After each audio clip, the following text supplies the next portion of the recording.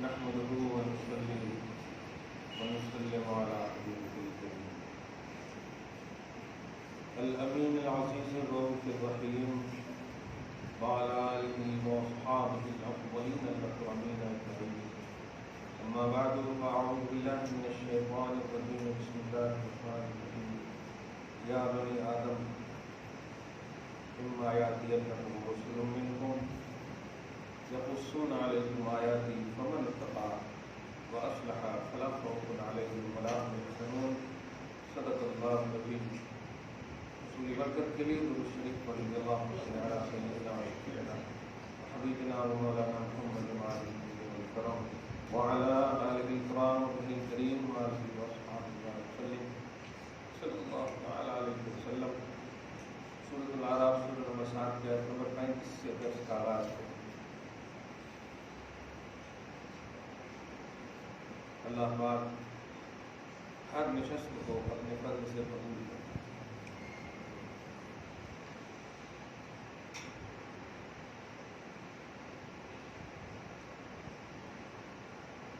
اے اولاد آدم، کیا تمہیں میں سے تمہارے پاس میرے پیغمبر اس حال میں نہیں آئے کہ تم پر میری آیتوں کی تلاوت کرتے؟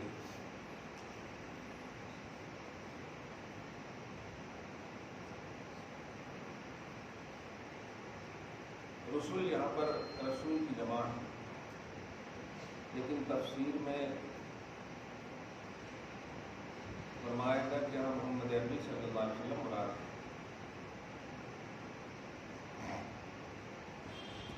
آپ کی رسالت اصل ہے اور تمام نبیوں اور رسولوں کی نبوت و رسالت بالتبع ہے. یہ حضور کے صدقے ہیں.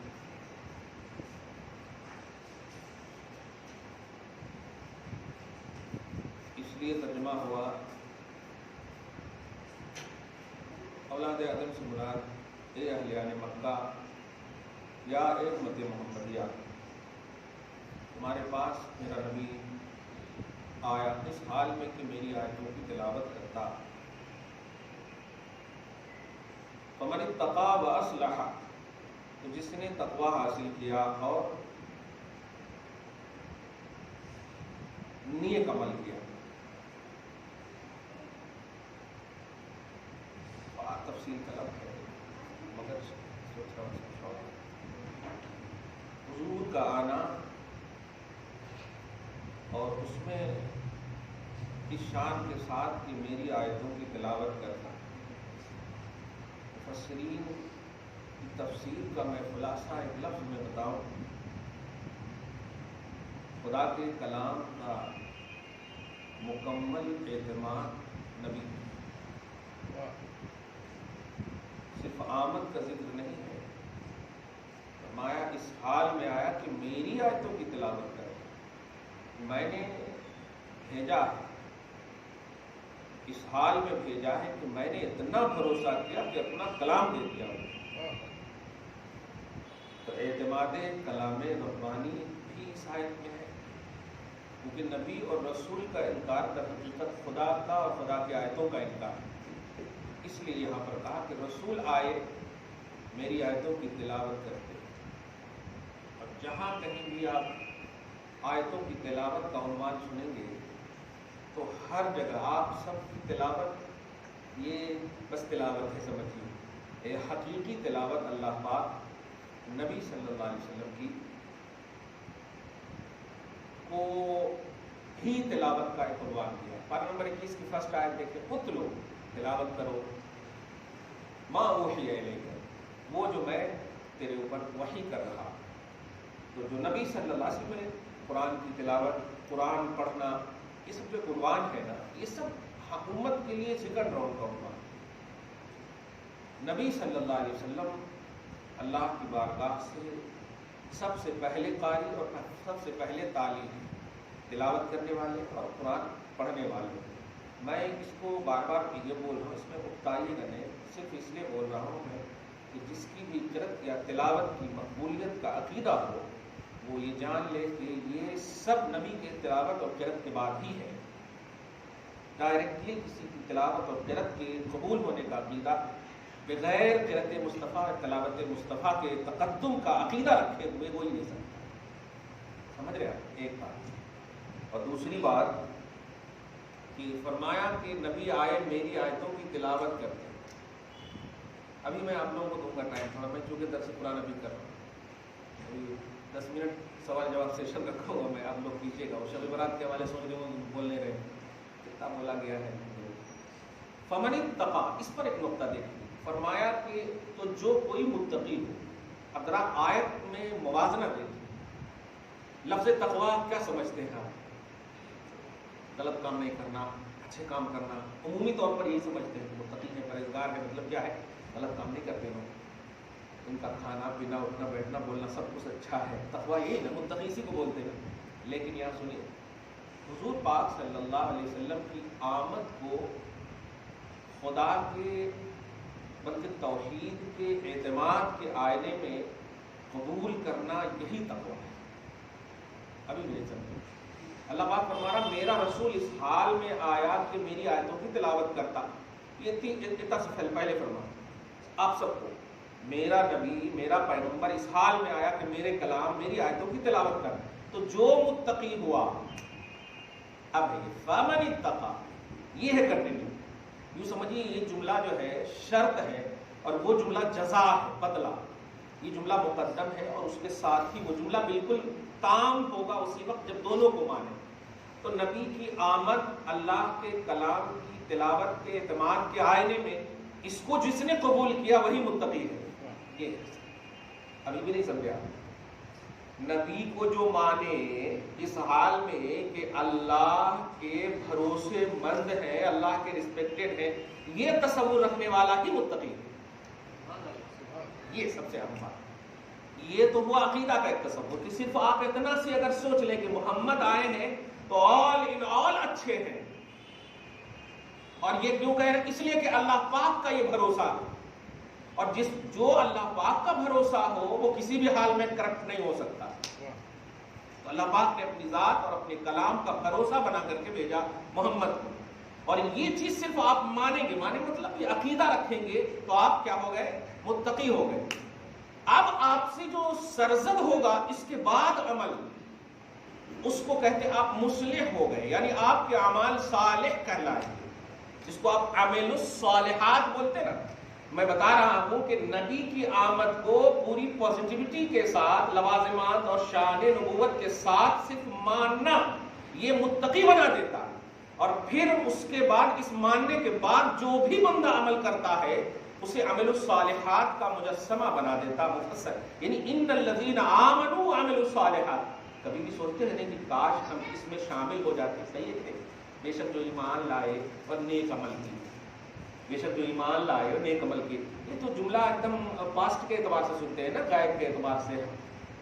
مگر کبھی تو عقیدہ یہ ہوتا ہے کاش ہمارا بھی اس میں شمولیت. تو اس شمولیت کا اس آیت کریمہ میں قربان دے رہا اللہ پاک کہ اے اولاد آدم سنو، میرا پیغمبر تم میں سے آیا، میں نے اسے خالق بنایا نہیں، خالق ایک ہی ہے. اور اسی طرح وہ اللہ نہیں، وہ رسول اللہ ہے.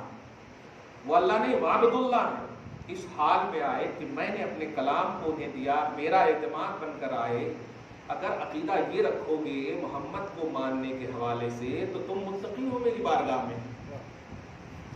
اور دوسری بات یہ کہ پھر اس کے بعد جو بھی اعمال آپ سرزد ہوں گے وہ غلط نہیں ہوں گے. وَأَصْلَحَا، وہ اعمال سارے اب تمہارے صالح ہوں گے. دیکھ رہے ہیں آپ کیا ہوں گے؟ صالح ہوں گے.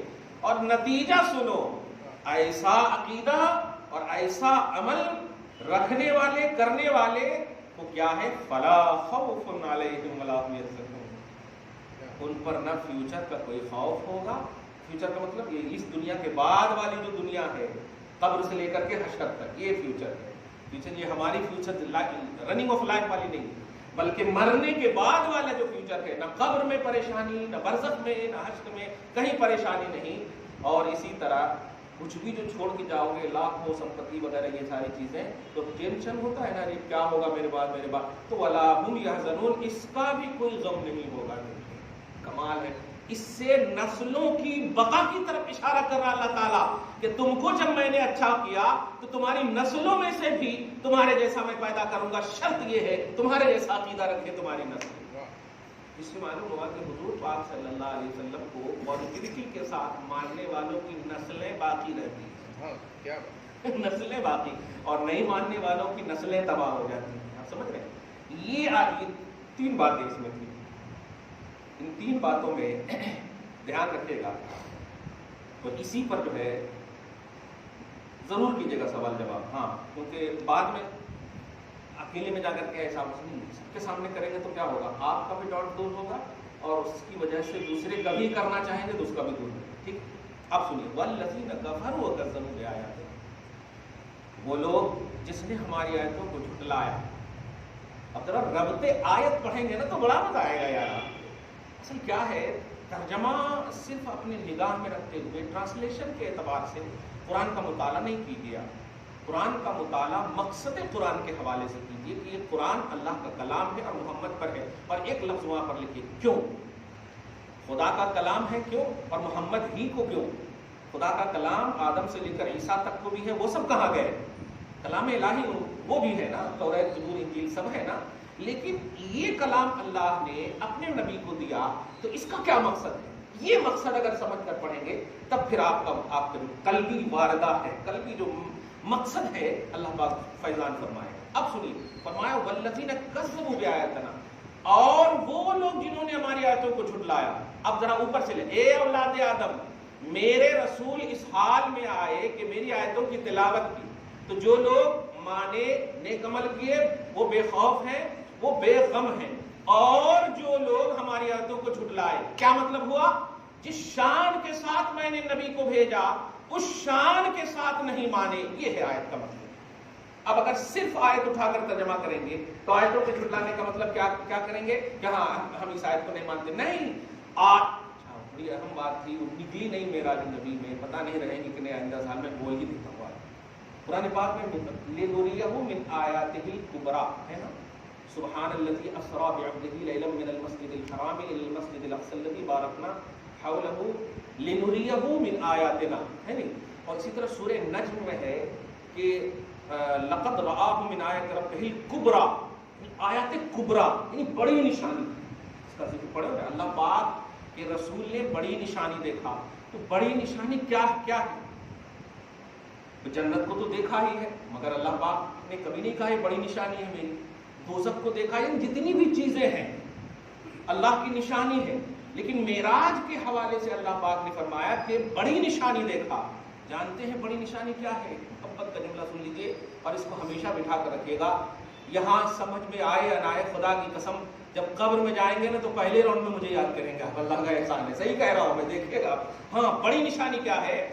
اللہ پاک نے محمد کو محمد سمجھایا، یہ ہے بڑی نشانی. میرے حبیب، آج تک میں نے آپ کو صرف ایک نشانی کے طور پر رکھا کیونکہ امت متحمل نہیں ہے. آج آپ کو آپ کی پوزیشن بتا رہا. تو آیات کبریٰ سے مراد خود ذات رسالت ہے. اس دن اللہ پاک نے حضور کو حضور کی شان بتائی، حضور کو حضور کی، کیونکہ ہماری بڑی نشانی، ہم بڑی نشانی نہیں. اگر آیت کبریٰ سے مراد خدا لے لیں گے تو پھر ہماری نشانی نہیں ہوگی، ہم نشانی ہونی چاہیے. نہیں سمجھ رہے؟ آپ کا گھر اور آپ گھر دونوں فرق ہوا نا. آپ کا گھر آپ کے الگ ہوگا اور آپ الگ ہوگے. اللہ پاک نے فرمایا رب کی بڑی نشانی دیکھا، تو رب نہیں، رب کی بڑی نشانی خود ذات محمد ہے صلی اللہ علیہ وسلم. تو معرفت محمدی محمد کو معراج میں ملی، معرفت محمدی محمد کو معراج میں ملی. اور یہ وہ شان ہے کہ ساری دنیا کی نشانیاں ایک طرف، نعمتیں ایک طرف ہے. اللہ پاک نے سب سے بڑی نشانی، سب سے بڑی آیت محمد صلی اللہ علیہ وسلم کو فرمایا. اسی لیے آپ ذرا دیکھیے، ستائے گئے، کیا دیکھیے، ستائے گئے مکہ میں اور جنگ ہوئی مدینہ میں. اور کریں گے تو سمجھ میں آپ کو آئے گی، کیونکہ ہجرت سے پہلے معراج کا عنوان ہے اور ستائے گئے یہی ہیں. میرے حبیب، ستائے گئے ہو، دل ٹوٹے گا. تم خود جان جاؤ نا کہ تم خود کون ہو. اسی لیے اتنے ستائے جانے کے باوجود عمر ہے ساتھ میں، پھر بھی جنگ کا حکم نہیں ہے، غزوے کا حکم نہیں ہے۔ آپ دیکھیں تاریخ کو مسخ کر کے پیش کرنے والے، محمد عربی صلی اللہ علیہ وسلم پر کلیم کرنے والے ظالم متشدد لوگ غور کریں، آج آپ کو ستایا جائے گا تو 1 سال کے بعد آپ بدلہ لوگے، جبکہ طاقت آج بھی آپ کے پاس موجود ہے۔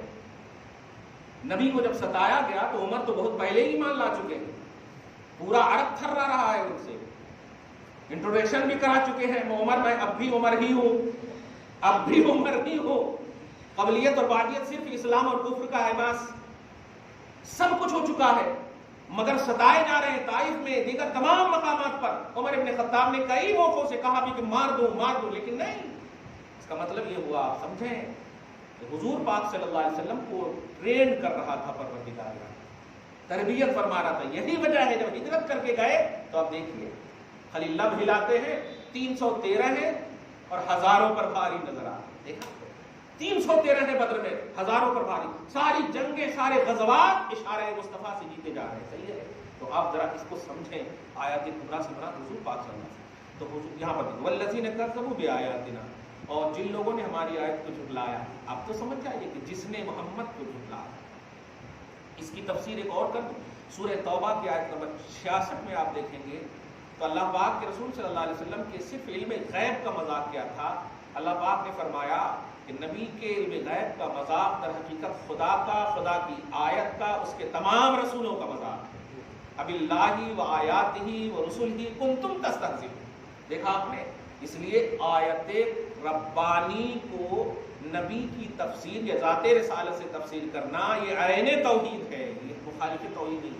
اور پہلے ہی لفظ کہا میں نے کہ ٹرانسلیشن، ترجمہ، یہ مفسرین دنیا اس آئینے میں تو کبھی بھی پوزیشن کو فکس نہیں کیجیے گا، دھیان دیجیے، بہت بلند ہے ذات نبی، بہت بلند ہے۔ بہت بلند کا مطلب بالکل آپ کی عقل و خرد سے اوپر ہے، بالکل عقل و خرد سے اوپر ہے۔ ہاں اگر اس بلندی کے آپ مقر ہیں، مصدق ہیں، تصدیق کرتے ہیں، اقرار کرتے ہیں، تب تو آپ ہیں دائرے قبولیت خداوندی میں۔ اور اگر ذرا بھی الفاظ کی بنیاد پر اگر آپ نے حد کر دی شان محمدی کی یا ذکر محمدی کی تو پھنس گیا آپ، یعنی یوں سمجھیے جیسے خارجیوں نے حضور پاک صلی اللہ علیہ وسلم حضرت علی رضی اللہ تعالیٰ عنہ پر ایک فتویٰ لگایا، خارجیوں نے، خروج مطلب بغاوت کرنے والوں نے کیا فتویٰ لگایا کہ ہم جج جو ہے صرف اللہ کو مانتے ہیں۔ حضرت علی کی تحکیم کا مسئلہ، تحکیم بنے حاکم بنانے کا مسئلہ مجلس شورا سے کہ ہم حاکم بنانا چاہیے حضرت علی کو مولا کائنات، صحیح ہے؟ تو جب سبوں نے، ان کے چاہنے والوں نے، یعنی ساروں نے بنایا، تو خروج کرنے والے جن کو خارجی کہتے ہیں ان لوگوں نے کہا نہیں، ان الحکم الا للہ۔ قرآن پاک کی اسی طرح جیسے بولتے ہیں نا بخاری شریف میں کہتے ہیں، یہ قرآن پاک میں اسی طرح سے سورہ یوسف کی آیت کریمہ ان الحکم الا للہ، اللہ پاک فرماتا ہے کہ حکم صرف کس کا ہوگا؟ اللہ کا۔ تو فیصل کون ہے، جج کون ہے؟ صرف اللہ ہے۔ اب قرآن کی آیت لے کر کے، اور اس سے پہلے کہ اس پر کچھ فتوے لگتے، حضرت علی کے چاہنے والے آ کر کے بولنے لگے یہ دیکھیے قرآن کی آیت ہے، آپ ہی بتائیے کچھ۔